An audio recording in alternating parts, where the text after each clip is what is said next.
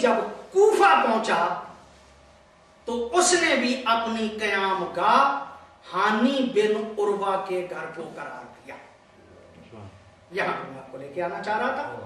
हानी बिन उर्वा मुहिब्बे अहले बैत, शरीक बिन आवर मुहिब्बे अहले बैत, मौला मुस्लिम भी अमीर मुख्तार का घर छोड़ के। और फिर एक बात और भी यहां पे आपकी इत्तला में रहे कि इब्ने ज़ियाद ने मुहिब्बाने अहले बैत को बाज को गिरफ्तार करना शुरू कर दिया, बाज को डराना शुरू कर दिया, बाज को गिरफ्तार करना शुरू कर दिया। बस इसी वजह से पहले तो मौला मुस्लिम आजादाना रहते थे, अब के बाद हानी बिन उर्वा के घर मौला मुस्लिम ने खामोशी से मख्फियाना जिंदगी शुरू कर दी।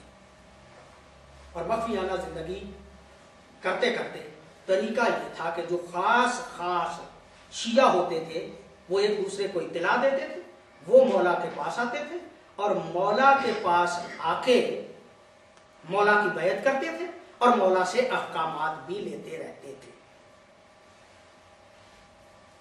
अल्लाह अकबर। इसी अंदाज में सिलसिला चलता रहा। एक दिन शरीक बिन आवर बीमार तो था ही, ताल्लुकात इब्ने ज़ियाद के साथ थे। इब्ने ज़ियाद को पता चला कि शरीक बिन आवर हानी बिन उर्वा के घर आ गए हैं, तो उसने पैगाम भेजा कि मैं तुम्हारी इयादत के लिए आना चाहता हूं। घर वो कि जहां मौला मुस्लिम भी मौजूद हैं, जहां हानी बिन उर्वा भी मौजूद हैं, जहां शरीक बिन आवर भी मौजूद हैं। उसका पैगाम आना था कि शरीक बिन आवर ने मौला मुस्लिम को कहा कि मौला वो आ रहा है मेरी इयादत के लिए, यहां पे वो तन्हा होगा, लिहाजा यहीं पे उसका काम आप तमाम कर दे, उसकी गर्दन उड़ा दे, हमारा जो है वो मामला ही सीधा हो जाएगा, साफ हो जाएगा। अभी ये बात हो ही रही थी कि शरीक आके इब्ने ज़ियाद जो है वो हानी बिन उर्वा के घर शरीक बिन आवर की इयादत करने के लिए आ गया।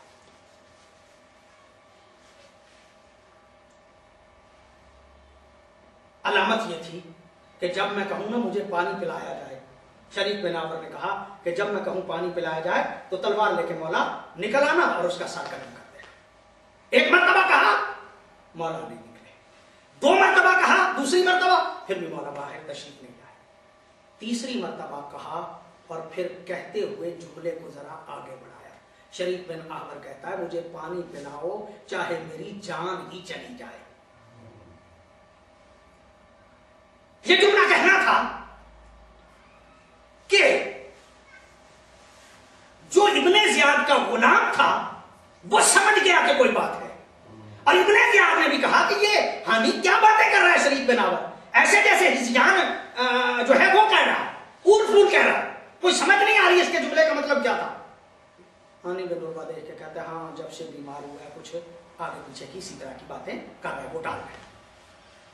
और इसके गुलाम ने इसके हाथ को दबाया और इब्ने ज़ियाद जो है वो हानी बिन उर्वा के घर से निकल गया। जब हानी बिन उर्वा के घर से इब्ने ज़ियाद निकला तो शरीक बिन आवर ने मौला को कहा कि आप बाहर क्यों नहीं निकले, आपने कत्ल क्यों नहीं किया इब्ने ज़ियाद को। अल्लाह अकबर। जो मैंने जुमला कहा था ना उसके लिए, जिसके लिए मैं मेहनत कर रहा था कि ये इंसानियत को बेदार करने के लिए और अखलाकी अक़दार को जो है वो बुलंद करने के लिए निकले। मौला मुस्लिम ने कहा कि पहली बात तो ये है कि जिसके घर में थे वो घर वाला पसंद नहीं करता था, यानी हानी इस बात को पसंद नहीं करता था। और दूसरी बात ये है कि आले मोहम्मद किसी को धोखे में नहीं मारते।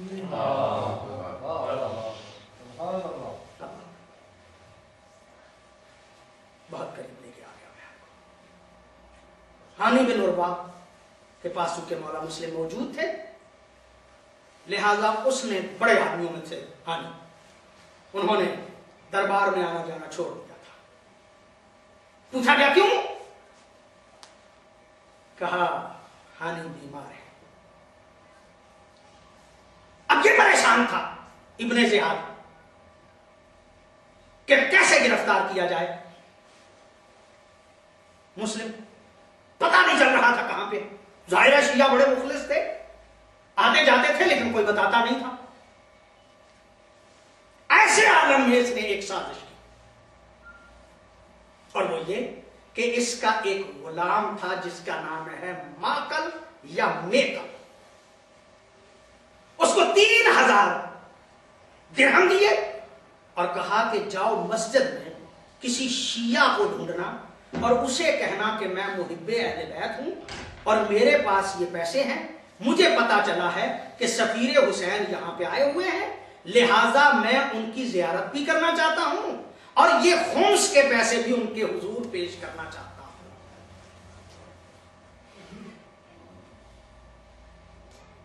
مسلم ابن اوسجا, میں نے بہت زیادہ نام لیے, پتہ نہیں آپ کو ساتھ ساتھ میں یاد رہے یا نہیں.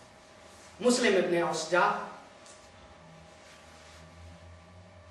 بہت بڑے زاہد, بہت بڑے متقی, ایک کونے میں مسجد میں عبادت کر رہے تھے کہ یہ ماکل ان کے پاس پہنچا اور جا کے یہی اسی برنامے کے تحت, اسی پروگرام کے تحت اس نے ساری وہی کہانی جو اس نے بیان کی تھی اس کے مطابق یہ کہا کہ میں محب اہل بیت ہوں, میرے پاس خمس ہے, پتا چلا ہے سادات کی کوئی فرد یہاں پہ آئی ہوئی ہے, میں چاہتا ہوں یہ خمس پیش کروں, ان کے ہاتھ پہ بیعت کروں اور ان کی معیت میں خاندان طہارت پہ اپنی جان نثار کروں.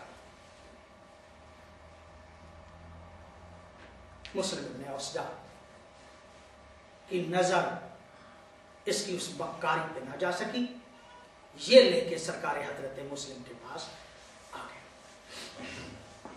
جب سرکار مسلم کے پاس یہ ماکل آیا ہے تو پھر اس دن کے بعد مسلسل اس نے طریقہ کار بنا لیا تھا کہ یہ ہر روز صبح آتا تھا, شام تک بیٹھا رہتا تھا, ہر آنے والے پہ بھی نظر تھی, ہر جانے والے پہ بھی نظر تھی.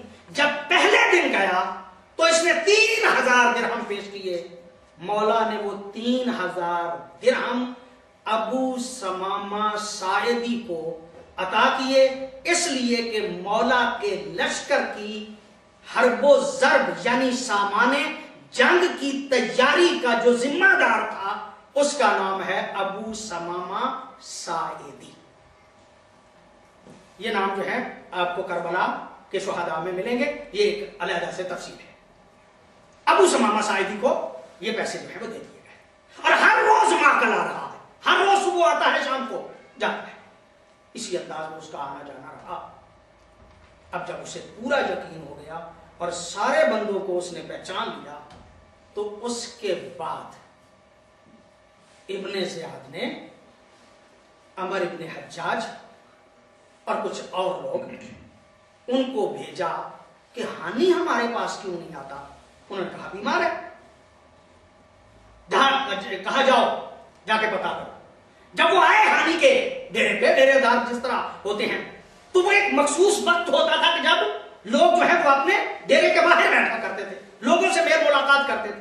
ہانی بھی ان دنوں باہر بیٹھا کرتے تھے. وہ آئے اور انہوں نے کہا کہ تیری اطلاع ابن زیاد تک پہنچ چکی ہے کہ تو باہر بیٹھتا ہے, لوگوں سے میل ملاقات کرتا ہے. اب اگر تو نہیں جائے گا, آج تک تو یہ معاملہ چلتا رہا, لیکن اب اگر تو نہیں جائے گا تو یہ معاملہ گڑبڑ ہو سکتا ہے, لہذا تمہیں چاہیے کہ تم ابن زیاد کو کی ملاقات کو جاؤ اور ہم تمہیں جان کی امان دیتے ہیں, تمہاری جان کے ذمہ دار ہم ہیں, ہماری ضمانت پہ تم ساتھ چلو. حضرت ہانی ابن زیاد کے دربار میں پہنچے اور جب ابن زیاد کے دربار میں پہنچے, ابن زیاد نے کہا ہانی تم ہماری ملاقات کو نہیں آتے. کہا بیمار تھا. کہا وہ مسلم کے بارے میں تمہیں کوئی خبر ہو؟ کہا نہیں میں نہیں جانتا. بہانہ بنانے کی کوشش کی. جب ہانی نہیں مانے تو ایک مرتبہ اس نے ماکل کو باہر لا کے کھڑا کر دیا. کہا اگر مسلم کو نہیں جانتے تو اسے تو جانتے ہو نا.